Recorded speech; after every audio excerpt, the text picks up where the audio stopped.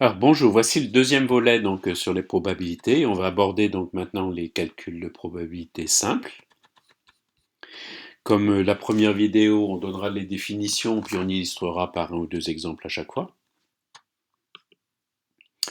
Alors la probabilité d'un événement, la probabilité c'est un nombre, c'est-à-dire que si on a de la probabilité P d'un événement, c'est donc un nombre compris entre 0 et 1.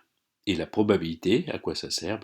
Elle traduit la chance, les possibilités que l'événement se réalise. Je vous renvoie au vocabulaire qu'on utilise sur la première vidéo. Alors, exemple 1, en lançant un dé à 6 faces, obtenir le numéro 6 a pour probabilité, donc on notera donc P du numéro 6 est égal à une chance sur 6, donc 1 sixième, ce qui en décimale donne une valeur à 3 décimales près à 0,167. Prenons un deuxième exemple un petit peu plus subtil. C'est le cas du lancer de 2 dés. Et donc, si j'annonce l'événement obtenir la somme 7, en faisant la somme des 2 dés, bien sûr, on va donc faire l'inventaire des résultats possibles sous forme d'un tableau. Donc, on a à la première ligne de ce tableau le numéro du premier dé, à la première colonne les numéros possibles du second dé, et dans les cases à l'intérieur donc de ce cadre, j'ai les sommes. Donc si mes 2 dés donnent 1 et 1, la somme c'est 2, si c'est 1 et 2, la somme c'est 3, etc. Il y a donc 6 fois 6, c'est-à-dire 36 résultats possibles en lançant 2 dés à 6 faces.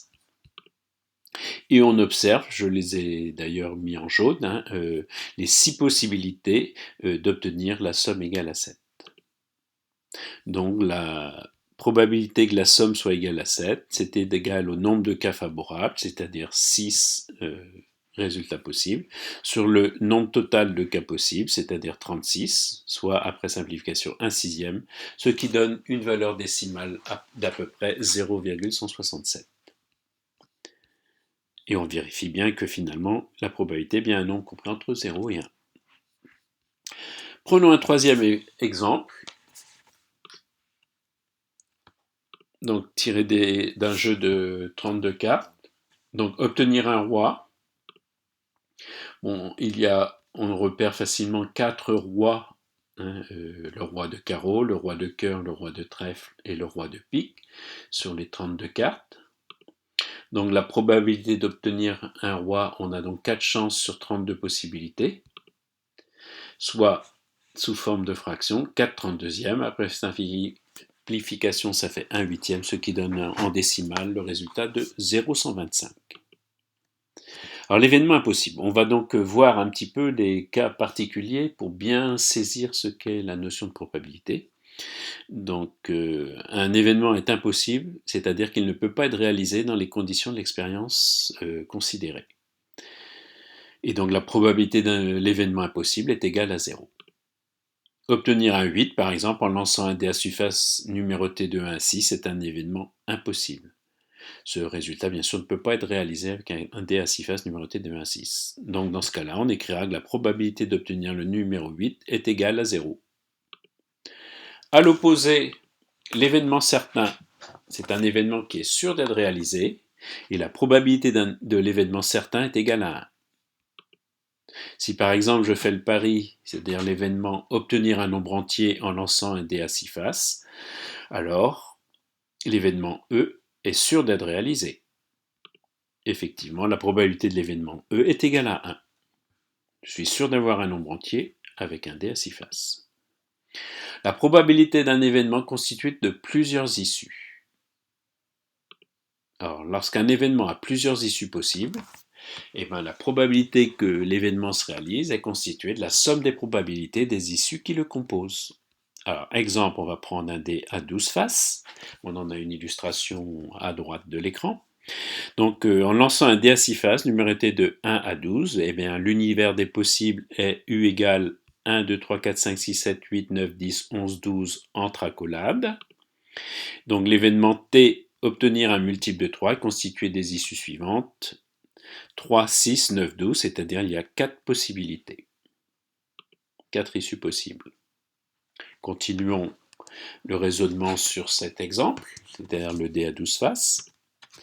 La probabilité d'obtenir donc l'événement T, c'est-à-dire obtenir un multiple de 3, est égale donc, d'après ce qu'on a énoncé dans la définition, la probabilité d'obtenir le numéro 3, plus la probabilité d'obtenir le 6, plus celle d'obtenir le 9, plus celle d'obtenir le 12.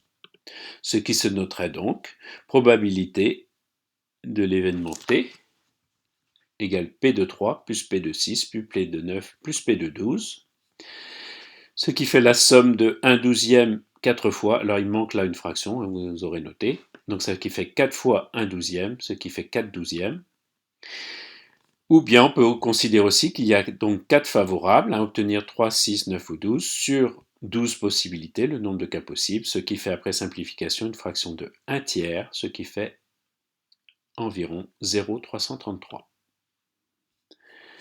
Abordons maintenant la situation d'équiprobabilité. C'était le cas jusqu'ici, mais on va préciser et définir les choses. Donc, on parle d'équiprobabilité lorsque toutes les issues possibles d'une expérience aléatoire ont la même probabilité. Prenons pour changer un petit peu le dé à 20 faces, qui est bien équilibré, c'est-à-dire non truqué. Dans ce cas-là, chaque face a autant de chances d'apparaître, soit une chance sur 20. On verra donc dans le tableau ici que la probabilité de chaque numéro est identique et elle est égale à 1/20. Alors pour bien saisir cette notion d'équiprobabilité, on va prendre un contre-exemple, donc une situation non équiprobable. Donc lorsqu'une situation aléatoire est non équiprobable ou pas équiprobable, alors chaque issue n'a pas la même probabilité de se réaliser. Prenons l'exemple d'une urne. Donc, une urne contient 5 boules jaunes, 8 boules rouges et 7 boules noires, soit un total de 20 boules. On tire au hasard une boule de l'urne, et il y a donc 3 possibilités, 3 résultats possibles. Obtenir une boule jaune, obtenir une boule rouge, ou obtenir une boule noire. Calculons les probabilités de chaque issue. Obtenir une boule jaune, que je noterai P de J, est égal à 5/20, ce qui après calcul donne 0,25 en décimale. Obtenir une boule rouge, il y a donc 8 boules rouges, donc 8 sur 20 boules, ce qui fait en décimale 0,40.